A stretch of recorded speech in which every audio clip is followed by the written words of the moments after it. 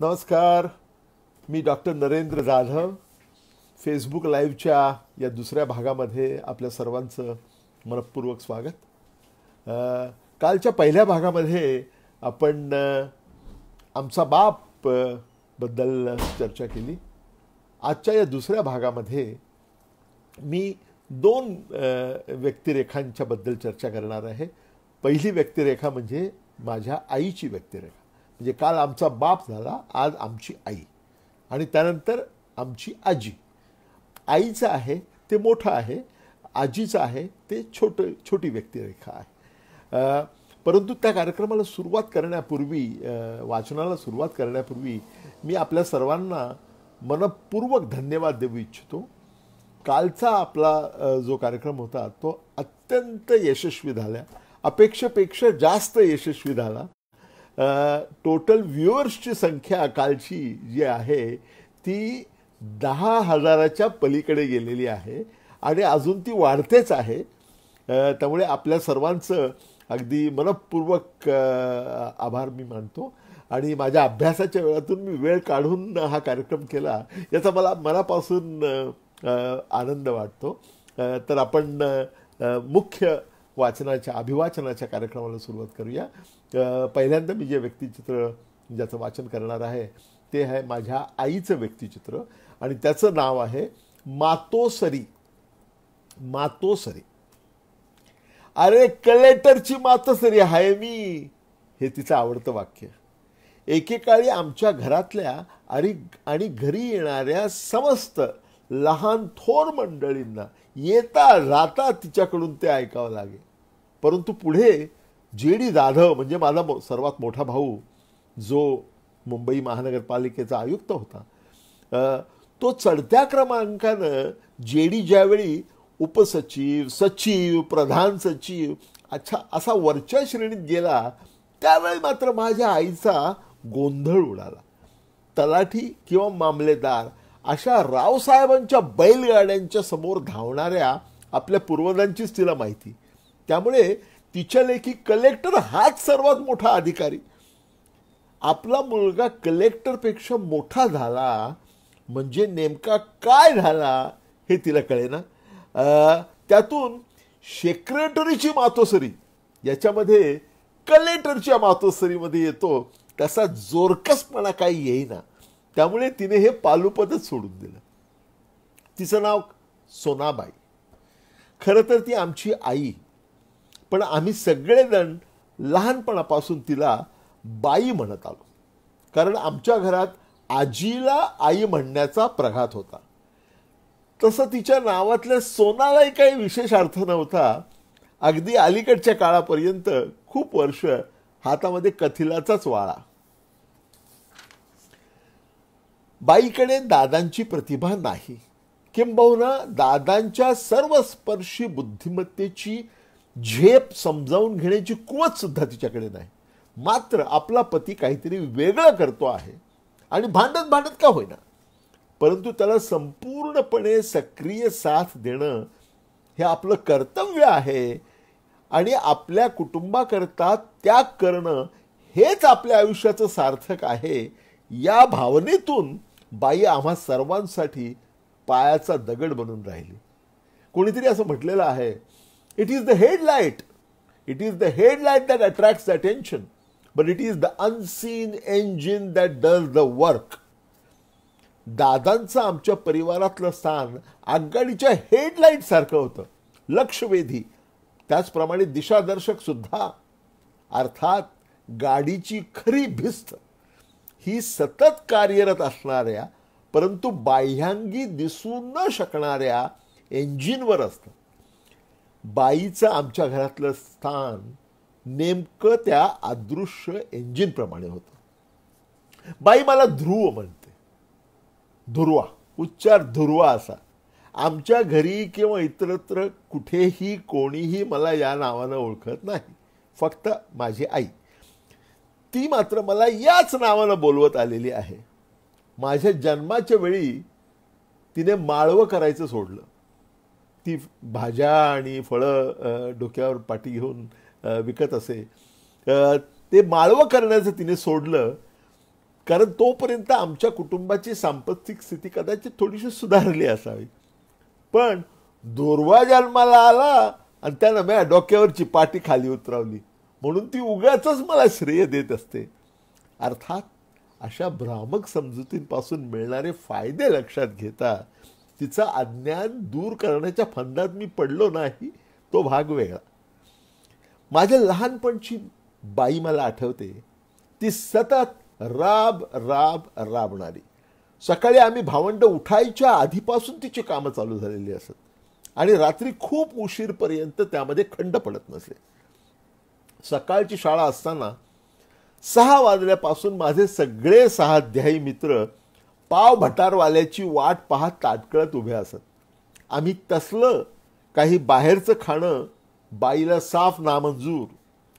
पत्र्याची बालदी कापून आणि त्यात मातीने सारवून तयार केलेली एक शेगडी आमच्याकडे होती.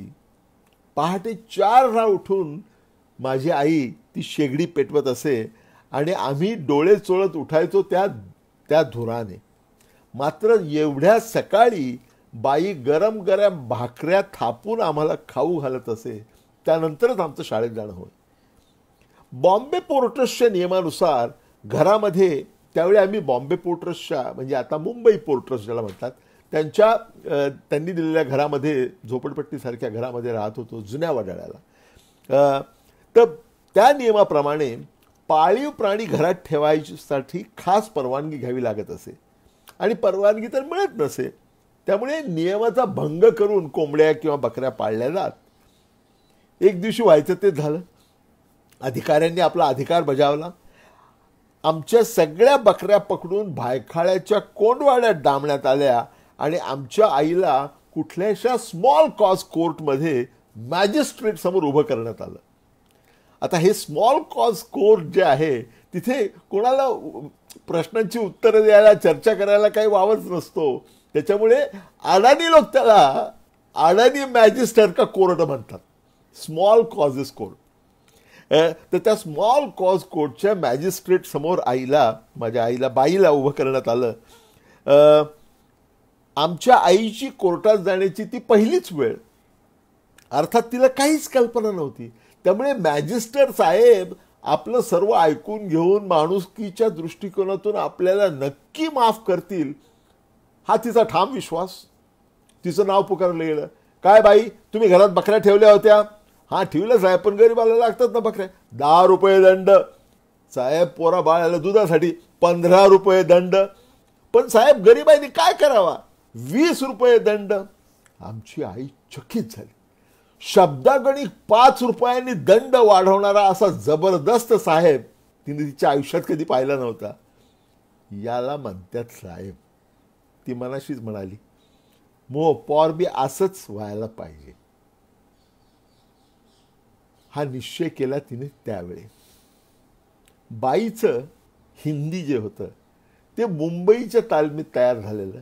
त्यामुळे तुम नीचू जाना मैं पीछू से आता हूं किंवा तुमने मेरे लड़के के कानफाड़े में काय कोच मारा वगैरे अशी वाक्य ते बिनघोरपणे लीलया फेकत असे. तिच्या त्या तशा हिंदीमध्ये ती माझ्या जन्माच्या वेळचा एक प्रसंग सांगत असे. दवाखान्यामध्ये तिच्या शेजारच्या कॉटवर एक पंजाबी बाळंतीण होती. तिला 5 मुलींनंतर 6व्यांदा आणखी 2 जुळ्या मुली झाल्या होत्या. अखंडपणे रडत ती म्हणे, हमारा मर्द अभी हमको घर में नहीं आने को देगा. ये दोनों लड़कियां तुम लेव और हमारे से मांगता उतना पैसा लेव, लेकिन तुम्हारा ये बच्चा हमको देव वगैरे वगैरे. लहानपणी मी बाईच्या मनाविरुद्ध वागलो की ती मला त्या प्रसंगाचं स्मरण करून देत असे. मला त्या बाईचं घर माहिती आहे बरं का. तू वागला ना तर मी तुला त्या बाईला देऊन टाकील आणि त्या पोरीला आपल्या घरी घेऊन येईल. अशी धमकी मिळाली की माझ्या डोक्यावर सरदर्जीची पगडी चढवलेली आहे आणि पुढे माझे सगळे मित्र मला त्यावरून चिडवत आहेत असा भास होऊन मी घाबराघुबरा होऊन जात असे. अर्थात पुढे पुढे बाईचा मला राग आला की तेव्हाच गेलो असतो तर पंजाबीने बरोबर आणि झालो असतो सरदारजी तर बरं नसतं का झालं असं तिलाच सुनावून मी तिला शह देत असे ती गोष्ट वेगळी. आणि विधिलिखित वेगळंच होतं. नंतर अनेक वर्षानंतर डॉक्टर मनमोहन सिंग आणि आणि मॉन्टेक अहलुवालिया हे दोन सरदारजी माझे कित्येक वर्ष माझे बॉस होते. पण ती गोष्ट वेगळी. आमच्या लहानपणी ती कृष्णाच्या आणि पेंद्याच्या गोष्टी खूप रंगवून सांगत असे. आता बाईच्या गोष्टी म्हणजे पद्यात्मक गद्य होतं की गद्यात्मक पद्य होतं हा संशोधनाचा मुद्दा आहे. मात्र गाणी गात गात तिनं सांगितलेल्या गोष्टी, विशेषतः त्या गोष्टी खुलवण्याची तिची हातोटी ही विलक्षण प्रत्ययकारी होती. पेंद्याच्या फजितीच्या गोष्टी आम्ही भावंड तिला पुन्हा पुन्हा सांगायला लावत असो. तिच्या गोष्टींमधली जीवाला चटका लावणारी, सगळ्यात जीवाला चटका लावणारी गोष्ट असे चिलया बाळाची. चांगुणेची सत्व परीक्षा करायला गोसाव्यांच्या वेशात आलेल्या ब्रह्मा, विष्णू आणि महेश या त्रिमूर्तीने सामिष म्हणजे नॉनव्हेज भोजनासाठी चिलया बाळाचा शिरच्छेद करण्याचा आदेश दिला. तो आदेश दिला की आमच्या घरातलं वातावरण तंग होत असे. चिलया बाळाचं शिर चांगुनेनं उखळात घालून मुसळानं कुटायचं. मात्र ते करताना स्वतःच्या डोळ्यातून अश्रूंचा एक थेंबही देता येऊ कामा नये हा अतिथी देवांचा हट्ट. इकडे आमचे डोळे डबडबून आलेले. चांगुणा सत्व परीक्षेला उतरल्यानंतर मात्र अतिथी तिला अंगणात जाऊन चिलया बाळाला हाक मारायला सांगतात. चांगुणा बाहेर येऊन साद घालते. कडी तोडी याच्या बाळा, बाळा चिलया बाळा ये रे, सरी साखळीच्या बाळा, बाळा चिलया बाळा ये रे. आणि मग चिलया बाळ प्रकट होतं. आलं धावत पळत शिरीजावाळ उडवीत. चिलया बाळ जिवंत झालं की आमच्या जीवामध्ये जीव येत असे. डोक्यावरचे भुरभुरणारे केस सावरत स्लो मोशन मध्ये धावत येणारा गोंजीरवाणा चिलया बाळ आजही मला स्पष्ट दिसतो. बाईचा तसा खूपसा संवाद हा गाण्यांमध्ये असायचा. गटगटे रांधिले रातीन दुर्वासाठी. आता गटगटे हे दुर्वासाठीच का हे मला माहित नाही. गटगटे रांधिले दुर्वासाठी हे माझं आवडतं गाणं. तर शक्या दिनकरला निरविते. दिनकर म्हणजे ज्याने त्याचं आपलं नाव नंतर मॉडर्न करून दिनेश केलं. हे गाणं ऐकलं की दिनेश माझा मधला भाऊ हा दिवसा सुद्धा पेंगायला लागत असे. खूप पुढे अमेरिकेत असताना त्याची आठवण झाली की मी ही सगळी गाणी मोठमोठ्याने म्हणत बसत असे. त्यावर माझ्या पत्नीची अमेरिकेत असताना त्यावेळी तिची प्रतिक्रिया अशी असायची, अहो कशाला झोपवताय त्या दिनकर रावांना, ते आता गाढ झोपेतच असतील. भारतीय प्रमाणवेळ आणि अमेरिकन प्रमाणवेळ यांच्यामधला 10-10:30चा फरक लक्षात घेतला तर वस्तुस्थिती बरोबरच होती. मात्र आपल्या घरापासून हजारो मैल दूर असताना मायेची विलक्षण ऊब त्या गाण्यांमधून मिळत असे हे तितकंच खरं. आमची बाई सदोदित मनानं वावरत असते. ती गाण्यांतून साकार झालेल्या तिच्या पौराणिक जगात, या आगळ्या वेगळ्या जगातून व्यवहारी जगात यायला तिची मनापासून तयारी नसते कधी. अरे समजा पृथ्वीला शेष नागानं उचलून धरलेला आहे हा तिचा ठाम विश्वास. 1969 साली नील आर्मस्ट्रॉंग ज्यावेळी चंद्रावर पोहोचला त्यावेळी चंद्रावरून घेतलेली पृथ्वीची छायाचित्र पहिल्यांदाच प्रकाशित झाली. मोठ्या उत्साहानं मी ती रंगीत छायाचित्र घेऊन बाईला दाखवली आणि ठणकावून विचारलं, ही पाय आपली पृथ्वी, दाखव बरं आता तुझं शेषनाग कुठं आहे तो. तिने शांतपणे चित्रांवर नजर टाकली आणि नंतर प्लेग नसताना मेलेल्या उंदराकडे ज्या क्षुद्र नजरेने पाहावं त्या क्षुद्र नजरेने तिने माझ्याकडे पाहिलं आणि मातोसरी उद्गारल्या, दुर्वा तू तर येडात राहिलंस रे. हे ती वरचेवर म्हणत असे, दुर्वा तू तर येडात राहिलंस रे. अरे तो शेषनाग देव आहे, देव. तो काय या लोकांच्या फोटोमध्ये येणार आहे काय. बाईचं अज्ञान दूर करायचा प्रयत्न करणं हे किती भाबडेपणाचं आहे हे मला कळलं ते त्यावेळी. आमचा परिवार आता आकारानं एवढा मोठा झाला आहे की त्यामुळे लौकिक अर्थानं आम्ही चारही भाऊ वेगळे राहत असतो. बाई माझ्याकडेच असते. प्रत्येकाकडे इतर प्रत्येकाची चौकशी करत राहणं हा मातोश्रींचा पूर्ण वेळ उद्योग असतो. तिचा विशेष लाडका म्हणजे सगळ्यात मोठा भाऊ जेडी. न कंटाळता ती रोजच्या रोज मला भाऊ मुंबईत आहे का रे, का गेलाय कुठं, या प्रश्नाचं उत्तर मला द्यावं लागत असं. कधीतरी रागावून मी म्हणतो, अगं मला काय माहीत, मी काही त्याचं सेक्रेटरी आहे का. पण मला लगेच माझी चूक उमगते. आम्ही सर्वांनी सतत एकमेकांच्या संपर्कात राहिलं पाहिजे हा तिचा प्रेमळ आग्रह या प्रश्नामागे दडलेला असतो. रोज संध्याकाळी नित्यनियमाने ती बातम्या पाहते. वेगवेगळ्या घडामोडींचं ज्ञान व्हावं यापेक्षा आपला एखादा मुलगा त्या बातम्यांमध्ये दिसतो का हे पाहणं एवढाच तिचा माफक हेतू असतो. एरवी दूरदर्शनच्या बातम्या आणि विधिमंडळाच्या कामकाजाचं समालोचन या दोन्हीमधला फरक तिला कळतोच असं नाही. मी आणि माझी पत्नी घरात नसताना आलेले फोन बाई घेते. फोन करणाऱ्यांची नावं ती हमखास विसरून जाते. अंदाजाने कोणतंही नाव विचारलं तरी हा हा असंच काहीतरी होतं बरं का असं सांगून ती मोकळी होते. खरी गंमत ती नसताना आम्ही घरात नसताना कोणी जर येऊन गेलं की खरी गंमत होते. नावं तर तिला आठवत नाहीत. मग वर्णनावरून अंदाज बांधावा लागतो. अशा वेळी आमच्या संभाषणाची गाडी अगदी ठराविक वळणं घेत जाते. दुर्वा एक बाब आला होता बरं का. बरं काय नाव होतं. असंच आपलं काहीतरी होतं पा. बरं दिसायला कसा होता. उचनीच होता का.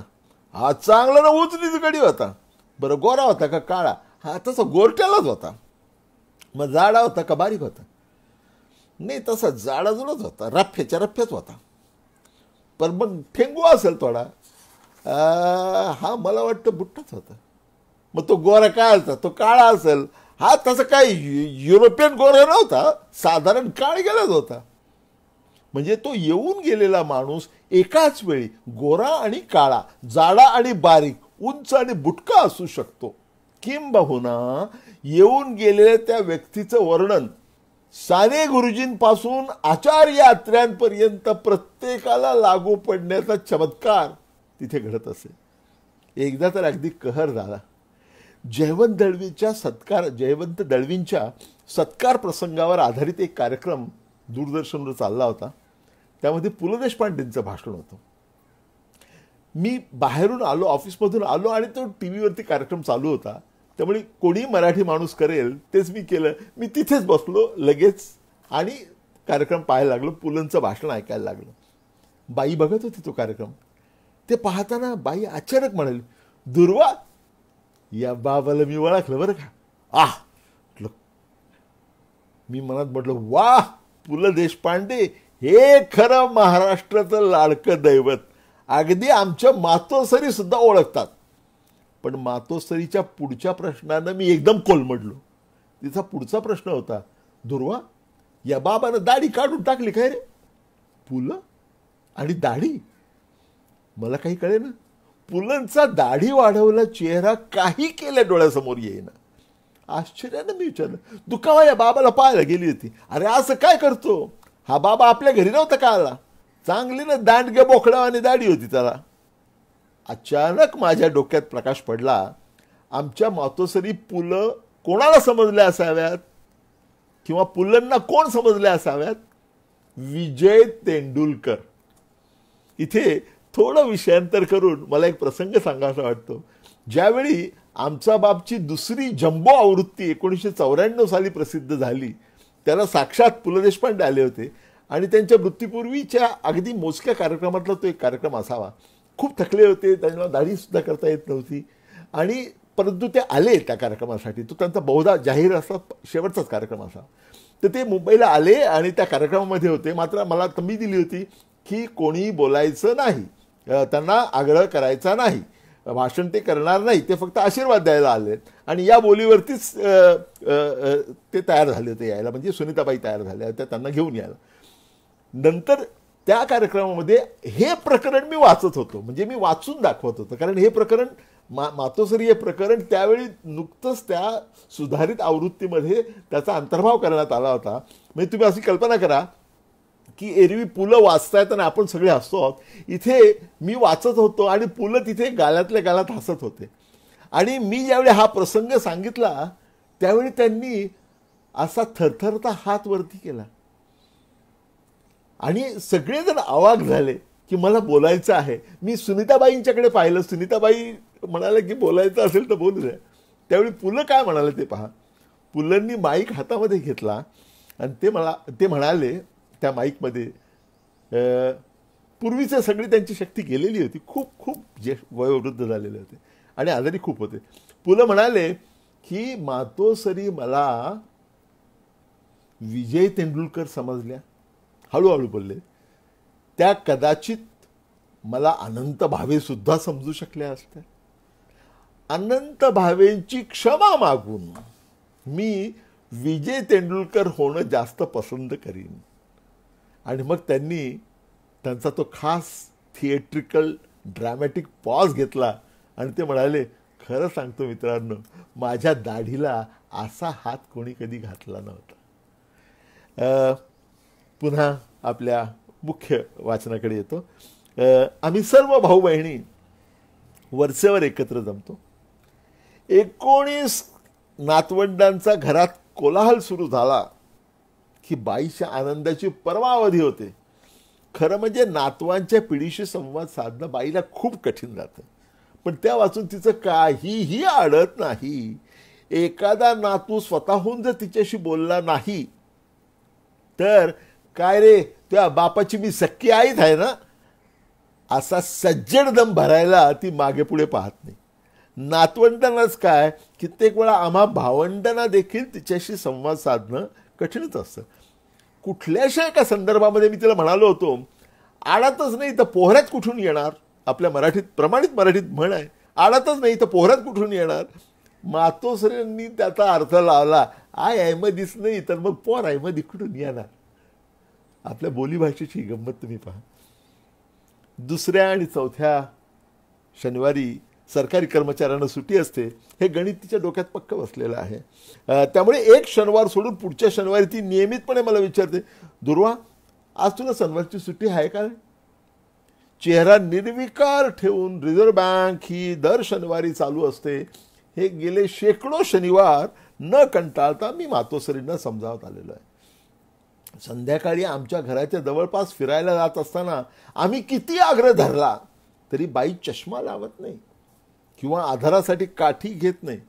चष्मा लावला आणि हातामध्ये काठी घेतली तर लोक म्हातारी बनतील ना, अशी तिला भीती वाटत असते. वास्तविक पाहता आंधळी नसलेली कोणतीही व्यक्ती बाई म्हातारी नाही हे म्हणूच शकणार नाही. पण हे मातोश्रींना सांगणार कोण. घरातल्या लोकांची नावं आणि वयोमान सांगताना बाईचं नेहमीच घोळ होतो. वय सांगताना आम्हा भावंडांच्या वयामध्ये अचानक 5-1 वर्षाची घट होते आणि सुनांच्या वयामध्ये तितकीच वाढ होते, 5 वर्षांनी वाढ होते. त्यामुळे तिच्या हिशोबामध्ये आमच्या परिवारातल्या सर्व सुना या आपापल्या पतीपेक्षा हमखास मोठ्या ठरतात. एकदा मी आणि माझी पत्नी घरात नसताना मतदारांच्या याद्या करणारे लोक घरी येऊन गेले. त्याचा परिणाम असा झाला की माझं नाव रेकॉर्डला मतदार यादीमध्ये नरेंद्रच्या ऐवजी नरींदर असं पंजाबी वळणावर गेलं आणि वसुंधराची वसुबाई झाली. त्यामुळे प्रत्यक्ष मतदान करायला आम्ही गेलो त्यावेळी तिथले सरकारी कर्मचारी आमच्याकडे चांगल्याच संशयाने पाहतायत असं आमच्या लक्षात येऊन गेलं. अचानक आलेल्या श्रीमंतीची मस्ती येते असं म्हणतात, पण गरिबीचा हँगओव्हरही टिकून राहतो हे तेवढंच खरं आहे. बाईचं नेमकं तसंच झालेलं आहे. किराणा मालाचं सामान घरी आलं की मातोश्री त्या पुड्यांना गुंडाळलेले दोरे व्यवस्थितपणे काढून एकाला एक जोडून ठेवतील, पुढं माग कामाला येतील म्हणून. बॉम्बे पोर्ट ट्रस्ट कडून, त्यावेळीचे बॉम्बे पोर्ट ट्रस्ट, आताचं मुंबई पोर्ट ट्रस्ट, त्यांच्याकडून बाईला पेन्शन मिळतं. 300 रुपयाच्या आसपास पेन्शन त्यावेळी होतं. पेन्शनला ती पेन्सल म्हणते. पेन्सल घेऊन येणाऱ्या पोस्टमनची वाट पाहणं हा बाईचा एक आवडता उद्योग. खरं म्हणजे बाईची पेन्शन ही आमच्या कोणाच्याही खिचगणतीत नसते. बाईला मात्र त्याचं फार अप्रूप असतं. पोस्टमनला पेन्शनची मनी ऑर्डर आणायला एक दिवस जरी उशीर झाला तरी बाई कासावीस होते. शेवटी एकदाची मनी ऑर्डर आली की बाई त्या पोस्टमनला 8 आणे बक्षीस देते. तिच्या दृष्टीनं तो उदारतेचा कळस असतो. मला त्या पोस्टमनची दया येत असे. पेन्शनसाठी होणारी बाईची उलहाल बघून एकदा मी गुपचूप त्या पोस्टमनला गाठलं आणि त्याला 10 रुपये दिले. त्याने ती 10 रुपयाची नोट घेऊन व्यवस्थित खिशामध्ये ठेवली आणि मला सांगितलं, सलाम केला आणि मला सांगितलं, साहेब खरं सांगू का, आजीबाईकडून पावली मिळाली ना की त्याची जी खुशी होते ती तुमच्या या 10 रुपयापेक्षा खूप जास्त असते. आणि मग मात्र मला दया आली. मुंबई पोर्ट ट्रस्टकडून बाईला पेन्शनसाठी वरचेवर पत्रे यायची आणि ती पत्र मी नियमितपणे दडवून ठेवायचो. कारण 5-10 रुपयाच्या वाढीसाठी करावी लागणारी धावपळ, पत्रापत्री हे अर्थातच मला नको असायचं. कोणाला वेळ होता एवढा. मात्र पेन्शनच्या वाढीची बातमी बाईला अचूकपणे कळत असे. एकदा ज्येष्ठ कामगार नेते डॉक्टर शांती पटेल हे काही कामानिमित्त आमच्या घरी आले होते. अनेक वर्ष ते मुंबई पोर्ट ट्रस्टचे ट्रस्टी होते आणि त्यांची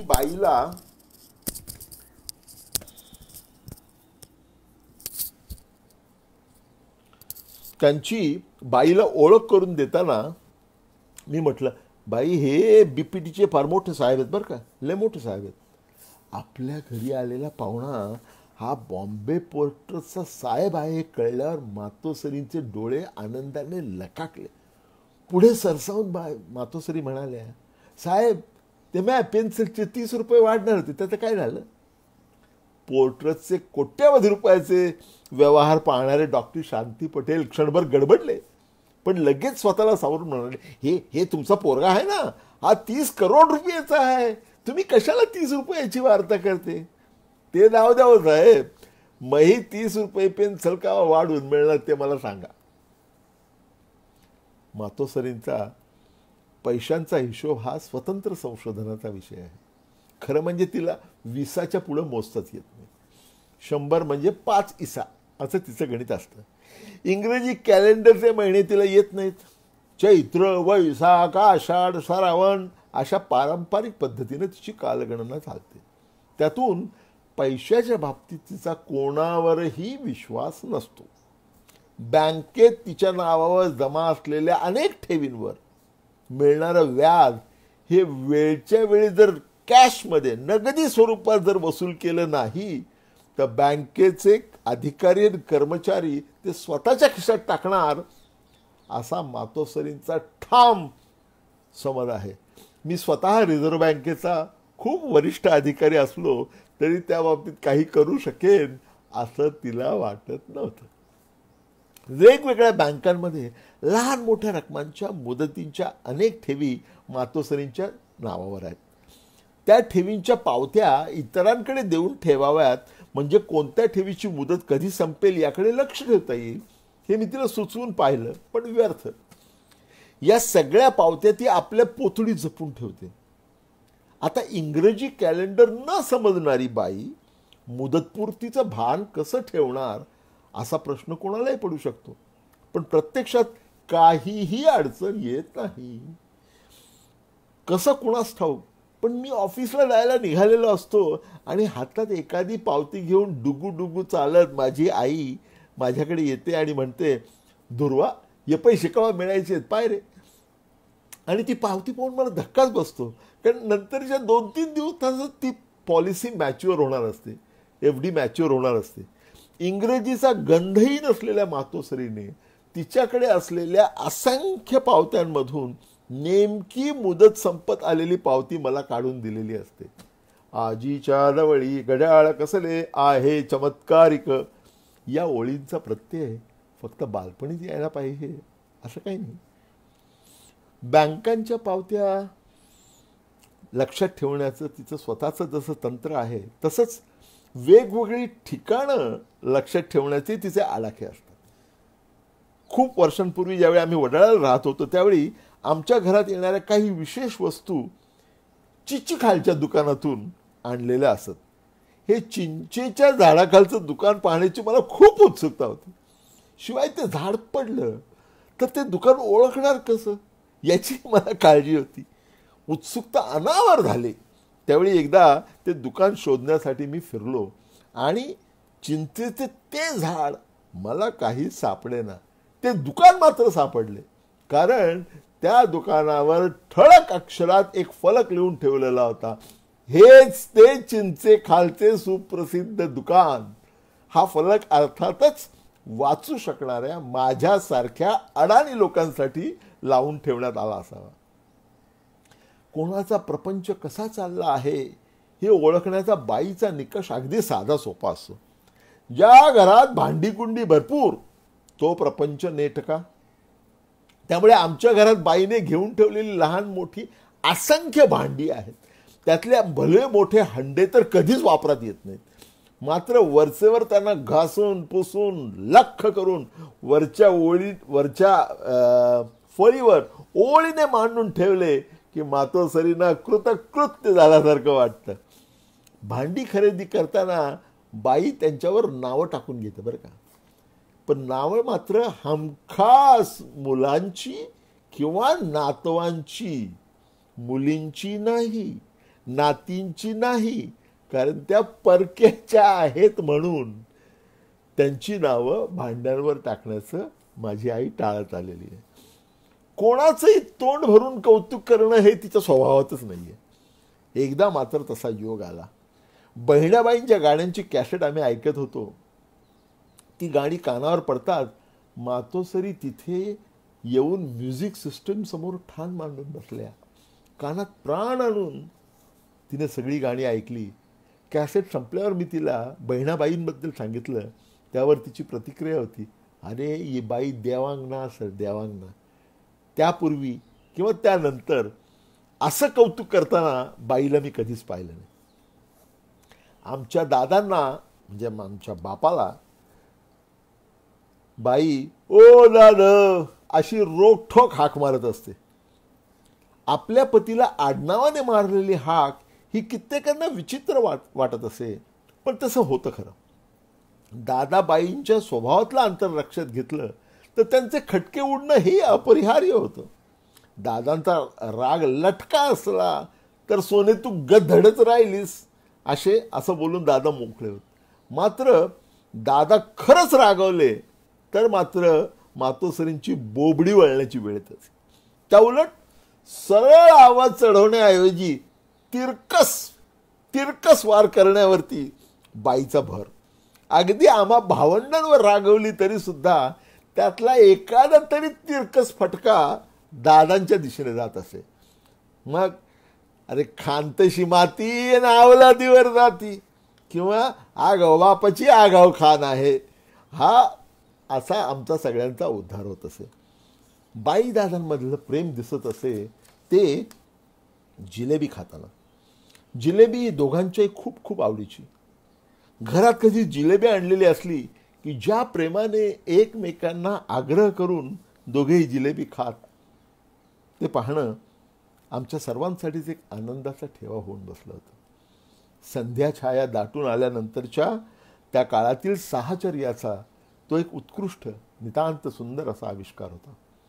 दादा आणि बाई दोघांनाही डॉक्टरकडे जाण्याचा सोस, पण डॉक्टरवर दोघांची सतत नाराजी. डॉक्टरांनी जादा पथ्यपाणी सांगितलं की दादा त्यांची खिल्ली उडवत जरी असले तरी मनातून त्यांचा डॉक्टरवर विश्वास होता. त्या उलट मातोश्रींचं एक जात सगळे डॉक्टर गोड गोड बोलून आपल्या बावळट मुलांकडून पैसे उपटतात आणि आणखी पैसे उकळता यावेत म्हणून तिला मुद्दामच बरं करत नाहीत अशी तिची ठाम धारणा होती. तरी सुद्धा वर्ष 2 वर्षातून दवाखान्यात ॲडमिट होणं बाईला मनापासून आवडतं. कारण त्यानिमित्तानं सारे आप्तेष्ट येऊन भेटतात, निरोप दिले घेतले जातात आणि मग मातोश्रींची कळी खुलते. एरवी किती सांगितलं तरी औषधांचा स्वतःवर भडीमार करणं ती सोडत नाही. एवढंच नाही तर आम्ही पती पत्नी ऑफिसला गेल्यानंतर पोटातल्या अल्सर्सचा त्रास होत असला तरी हिरव्या मिरच्यांचा झणझणीत ठेचा करून खाण्याचा मोह बाई टाळू शकत नाही. बाईच्या मनाचा थांगपत्ता कोणालाही लागत नाही, कधीच लागत नाही. आमचा बापच्या प्रथम आवृत्तीच्या वेळी निमित्तानं ज्यावेळी सगळीकडे खूप गाजावाजा झाला, पहिल्याच दिवशी पूर्ण आवृत्ती संपलेलं पुस्तक असा जो गाजावाजा झाला, त्यावेळी टाइम्स ऑफ इंडियामध्ये एक मोठा लेख त्यावर छापून आला होता. त्यातलं दादांचं फोटो छायाचित्र पाहून मी अतिशय आनंदलो की आपल्या अशिक्षित बापाचा फोटो टाइम्स ऑफ इंडियामध्ये आलेला आहे आणि तो आणायला मी कारणीभूत ठरलेलो आहे. मोठ्या कौतुकानं अभिमानानं मी तो फोटो टाइम्स ऑफ इंडियामध्ये आलेला फोटो आणि तो अंक त्यांना माझ्या आईला दाखवला. त्यावर मातोश्रीची काय प्रतिक्रिया असावी मातोश्रींची. अरे काय तुझ्या बापाचं कौतिक सांगतो, तो काळा तर होता. म्हणजे आयुष्याची सगळी ती कर्तव्यता ही जणू गोरा असण्यावर अवलंबून असते. द वीक या इंग्रजी साप्ताहिकाचा वार्ताहर आमचा बापच्या संदर्भात माझी मुलाखत घेण्यासाठी एकदा घरी आला. बाईची भेट झाल्यानंतर तिची सुद्धा मुलाखत घेण्याची त्याने इच्छा प्रकट केली. मुलाखतकार मद्रदेशीय असल्यामुळे दुभाषेची जबाबदारी अर्थातच माझ्यावर. मुलाखतकाराने विचारलं, म्हणजे तो इंग्लिशमध्ये मला विचारत होता, मी मराठीत ते बाईला सांगत होतो, बाई मराठीत त्याचं उत्तर मला सांगत होती आणि मी ते इंग्रजी करून दुभाषाच्या नात्याने त्या पत्रकाराला सांगत होतो. मुलाखतकाराने विचारलं, दादा कसे होते? मातोश्री म्हणाले, काळा होता पण चांगला होता. मुलाखतकाराने लिहिलं, he was dark but handsome. त्याला प्रश्न विचारण्यात आला, तुला दादांचे कोणते गुण जास्त आवडले? मला हेच आवडलं की कवा दारू नाही प्याला, कवा शिवीगाळ नाही केली आणि शेष म्हणजे माझ्या अंगावर कधी हात नाही टाकला. त्या वातावरणात वाढलेल्या त्या पिढीतील स्त्रियांच्या आपल्या पतीकडून किती माफक अपेक्षा होत्या याचं हे प्रातिनिधिक चित्र म्हणावं लागेल. दादा गेले. दादा गेल्यानंतर मातोश्री आता खचल्या आहेत. अलीकडे त्या रोज कावळ्यांशी बोलतात, त्यांना प्रेमानं खाऊ घालतात. वास्तविक एक काळा रंग सोडला तर दादा आणि कावळा यांच्यात काही साम्य नाही. मात्र कावळ्याच्या रूपानं दादा तिला भेटायला येत आहेत अशी तिची गाढ श्रद्धा आहे. रोज सकाळी आणि दुपारी स्वतः खाण्यापूर्वी अरे जा धवाले वाटतं असं पुटपुटत ती कावळ्यांना भरवायला जाते. अधूनमधून मातोश्री कावळ्यांची भांडत देखील असाव्यात असा संशय घ्यायला सुद्धा जागा आहे. मातोश्रींच्या या भाबड्या समजुतीवर आमचा कोणाचाही विश्वास बसणं शक्यच नाही. मात्र पुढे मागे मातोश्रींनी जर कावळ्याला जिलबी खाऊ घातली तर आमचे डोळे पाणावणार नाहीत याची हमी आम्ही कोणीही देऊ शकत नाही, कोणीही देऊ शकत नाही. धन्यवाद. हा पहिला भाग होता.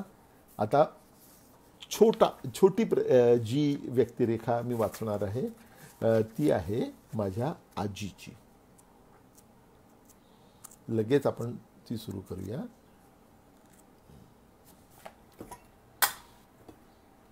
तीस सेकंदाचा ब्रेक घेतो फक्त.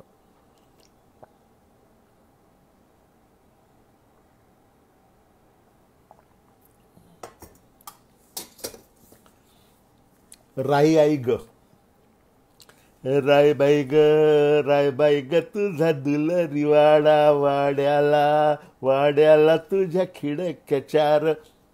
हे गाणं अधूनमधून ऐकू आलं की हमखास तुझी आठवण येते. कारण रायबाई हे तुझं नाव होतं आजी. आमच्या लहानपणी मात्र तुझा उल्लेख कोणीही राहीबाई केल्याचं मला स्मरत नाही.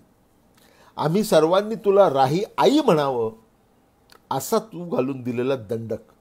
त्यामुळे आमच्या जन्मदात्या आईला मात्र आम्हाला बाई म्हणावं लागत असे. मनात खोलवर कुठंतरी त्याचं वाईट वाटत असे. स्वतःच्या आईला बाई म्हणायचं आणि आजीला मात्र आई. याच्यात जन्मदात्रेवर अन्याय होतो आहे असं वाटायचं.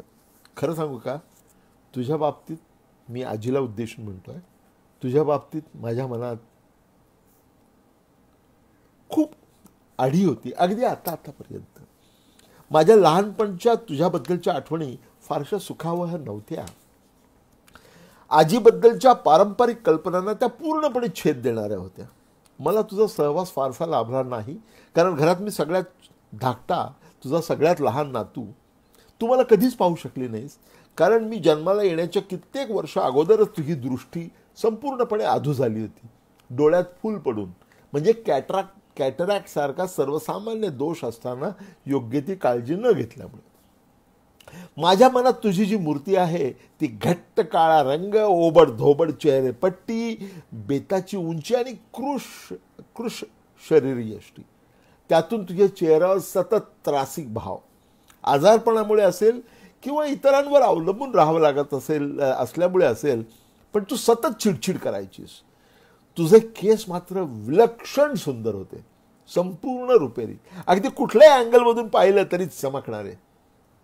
त्यातून माझ्या आईनं तुला आंघोळ घातल्यानंतर इतर कोणाची मदत नाकारून तू स्वतःच मन लावून तुझे केस विंचरायचीस आणि मग प्रयत्नपूर्वक त्यांचा सुपारी एवढा बुचडा बांधायचीस. तुला सांगितलं नाही का कधी, पण त्यावेळी तू खूप मस्त दिसायचीस. माझी मुलगी अपूर्वा लहानपणी तिच्या आजीच्या म्हणजे माझ्या आईच्या अंगाला स्पर्श करून म्हणत असे, हाऊ नाईस, हात मऊ, पाय मऊ. माझ्या लहानपणी तुझं देखील असंच असणार ग रायबाई. पण तुझ्याजवळ जाण्याची आम्हा भावंडांची शामत नव्हती. मी किंवा तृषा दोघांपैकी कोणीही तुझ्या तावडीत चुकून माकून सापडलो की कारण असो वा नसो तू सरळ मारायला सुरुवात करायची, कारण तुझं तुलाच ठाऊक. रोजच्या रोज बचकभर तंबाखू पत्र्यावर ठेवून खरपूस भाजण्याचा प्रकार चालू असायचा, मशेरी बनवण्यासाठी. ठसका लागून आमचे प्राण कंठाशी यायचे. नंतर कित्येक तास तो उग्र दर्प घरामध्ये भरून राहत असे. तू मात्र स्वस्थ चित्तानं तासन तास बोळक्या तोंडातल्या उरल्या सुरल्या दातांना मशेरी लावण्यात मशगूल असायचीस. एरवी तुझ्या हालचाली मर्यादित, पण तोंडाची टकळी अखंडपणे चालू. तुझ्या बिछाण्याजवळ एक ॲल्युमिनियमचा लोटा होता, त्यात थुंकण्यासाठी तू पॉज घ्यायचीस. तेवढीच तुझ्या जिभेला विश्रांती. तू गेलीस त्यावेळी मी 12 वर्षांचा होतो. तो दिवस मला आजही आठवतो. 16 ऑगस्ट 1965. श्रावणी सोमवार होता. आमच्या वडिलांच्या घरी तू मरणासन्न अवस्थेत पडून होतीस. सारं गणगोत गोळा झालं होतं. कोणीतरी त्या दिवशी मी शाळेत जाऊ नये असं सुचवलं. मी तो विचार झटकून टाकला. सर्वांचे सुतकी चेहरे गोंधळून टाकत होते. तिथून दूर पळून जावं असं मला वाटत होतं. शिवाय त्या दिवशी तिमाही परीक्षेचे पेपर मिळणार होते, त्यामुळे रिझल्ट पाहायलाही मी उत्सुक होतो. मी शाळेत निघून गेलो. नादान होतो ग मी त्यावेळी. गेल्या वर्षी भारत सरकारच्या सांस्कृतिक खात्यानं आपल्या कुटुंबावर एक छोटी टेलिफिल्म केली. त्याचा एक भाग म्हणून आपल्या गावी म्हणजे नाशिक जिल्ह्यातल्या ओझर इथं शेतीवाडी करणारे जे चुलत भाऊ आहेत त्यांची तिथे जाऊन मुलाखत घेण्यात आली. थोरला वसंत भाऊ स्पष्टपणे म्हणाला की दामू काका आणि त्यांच्या मुलांची प्रगती झाली ती ते हा गाव सोडून मुंबईला गेल्यामुळे. ते जर इथे राहिले असते तर आमच्यासारखेच अल्पभूधारक शेतकरी राहिले असते. गाव सोडून आपलं कुटुंब का बरं आलं मुंबईत? तुझ्यामुळे आजी, तुझ्यामुळे. आणि तुझ्या जिद्दीची सुरुवात तिथून होते. नाशिक जिल्ह्यातल्या अकराळा गावातली भिव निंबाची तू मुलगी, रुंजाबाबाची तू दुसरी बायको.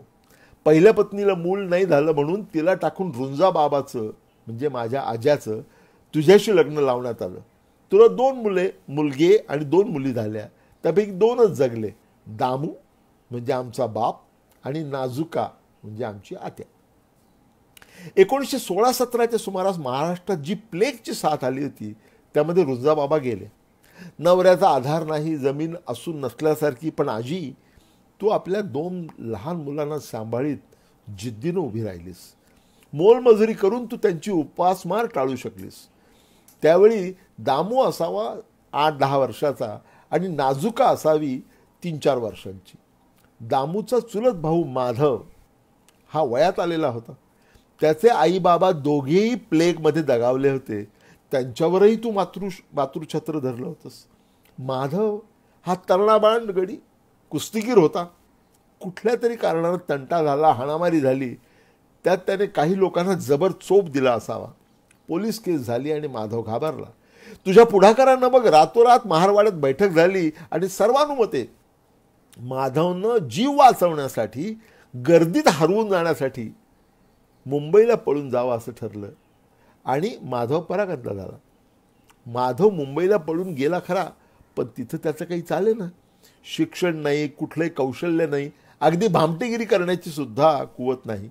अशा परिस्थितीमध्ये आणखी काय होणार, त्याची उपासमार व्हायला लागली. मुंबईची चाकरमानी मंडळी उन्हाळ्यात सुट्टीमध्ये देशावर येत. त्यांच्याकडून ही हकीकत कळल्यानंतर तू कळवळलीस आजी.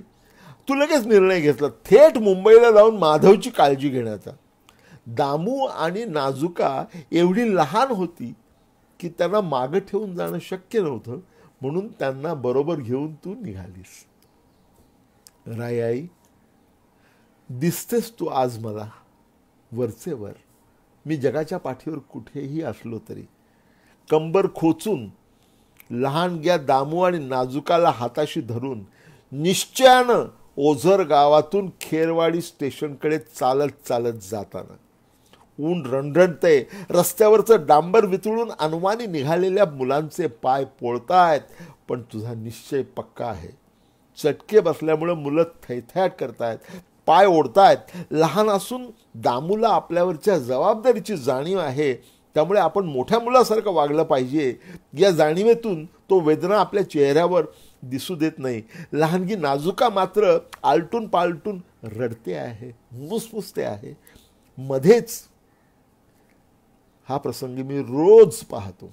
मध्येच जगाच्या पाठीवर कुठेही असलो तरी हा प्रसंग मी पाहतो, रोज पाहतो. मध्येच तू एका कचऱ्याच्या ढिगाजवळ थांबलीस. तू त्या उकिरड्यातून मळकट कापडाचे तुकडे शोधून काढलेस आणि त्याच्या चिंध्या करून दोन्ही मुलांच्या पायाला बांधल्या. तुझी आयडिया पाहून दामू हसायला लागलाय. नाजुका मात्र आपलं हसू दिसलं तर आपली नाखुशी उघडी पडेल म्हणून बेताने हसते आहे. बंडीच्या बाहेरनं आपले फुरफुरणारे नाक पुसून ती पुढे चाललेली आहे. तू खेरवाडी स्टेशनवर आली आणि तुला पवळाऊ भेटली. पवळाऊ ही आर्थिकदृष्ट्या सुस्थितीत आहे. ती रीतसर तिकीट काढून मुंबईला निघालेली आहे. तिला सोबत हवीच आहे. तिला सोबत करीत बिना तिकीट प्रवास करून तू मुंबईला पोचली आहेस आपल्या चिल्ल्या पिल्ल्यांचं. मुंबईला गेल्यावर तू गोंधळून गेलीस खरी, पण लगेच स्वतःला सावरलंस. याला त्याला सांगून तू माधवचा शोध घेतलास. शेवटी एकदाचा माधवचा ठिकाणा गवसला. पण मधल्या काळात मुंबईवासी ग्रामबंधूंनी त्याच्या मनात असं भरवून दिलं होतं की त्याला स्वतःबरोबर या तिघांनाही पोसावं लागेल. त्याचा त्यानं धसका घेतला आणि त्याची ज्याला मदत करण्यासाठी आजी माझ्या वडिलांना, माझ्या बापाला आणि आत्याला घेऊन आली होती, ते बाजूलाच राहिलं आणि माधव हा स्वतः ओझरला परत निघून गेला. आज आम्हा भावंडांना नेहमी प्रश्न पडतो, कशाच्या जोरावर तू मुंबईला यायचा निर्णय घेतला होतास? तुझ्याकडे शिक्षण नव्हतं, कुठलंही कौशल्य नव्हतं. अगं माधवसारखा तरणा बाणगडी झेलपाटला. तू तर 2 मुलांची जबाबदारी असलेली विधवा होतीस.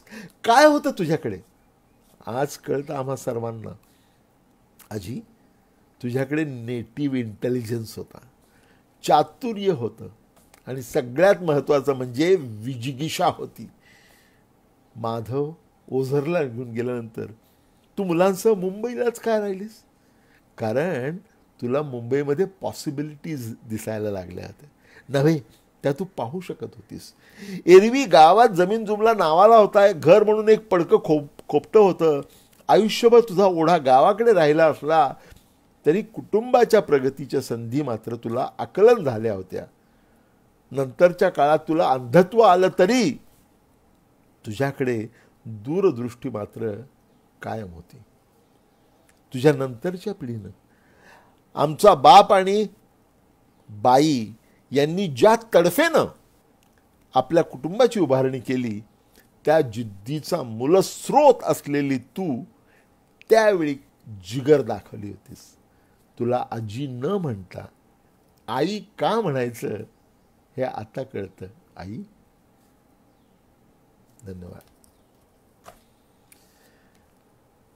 मित्रहो, आपले याचं वाचन संपलेलं आहे. काही प्रश्नांची उत्तरं मी देऊ इच्छितो. खूप कमेंट आलेले आहेत, तर सगळ्या कमेंट्स वाचणं सुद्धा अशक्य आहे. खूपच कमेंट आलेल्या आहेत, त्यात प्रश्न मला विशेष दिसत नाहीत. मात्र मला मुद्दाम तुम्हाला सांगायचं वाटतं की 2 गोष्टी आहेत की उद्या आपल्याला 4 वाजता भेटायचे, 5 वाजता नाही. 4 वाजता उद्या आपण भेटणार आहोत आणि ही चर्चा पुढे चालू राहणार आहे. आणि उद्याचं 4 वाजताचं आहे. आणि दुसरी गोष्ट म्हणजे या पुस्तकाची किंडल आवृत्ती नुकतीच उपलब्ध झालेली आहे. 14 एप्रिलला ती रिलीज झालेली आहे. आपण आवर्जून ती घेण्याचा विचार करावा अशी माझी तुम्हाला सर्वांना विनंती आहे.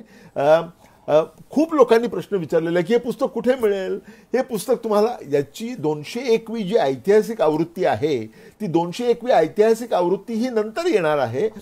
लॉकडाऊन उठल्यानंतर ती येईल त्यावेळी येईल. परंतु अत्यंत माफक किमतीमध्ये किंडलची एडिशन उपलब्ध झालेली आहे. त्यामुळे नेट सेवी असलेल्या, टेक सेवी असलेल्या सर्वांनी आवर्जून या संधीचा फायदा घ्यावा असं मला वाटतं. आणि ब्रोनाटो या मराठी भाषकाच्या कंपनीने किंडल एडिशन काढलेली आहे, तर ती तुम्हाला अगदी कमी किमतीमध्ये वाचायला मिळू शकते. मित्रहो, आपण या सगळ्या वाचनाला जो आजही प्रतिसाद दिलेला आहे त्याने मी अक्षरशः भारावून गेलेलो आहे. आणि उद्या आपण ही चर्चा कायम ठेवणार आहोत आणि उद्या आपण 4 वाजता भेटणार आहोत. आणि 4 वाजता भेटल्यानंतर आपण या पुस्तकाच्या संदर्भातले काही अतिशय मनोवेधक किस्से मी उद्या आपल्याला सांगणार आहे. तर मित्रहो, आपण इथेच थांबूया. उद्या भेटूया संध्याकाळी 4 वाजता. नमस्कार.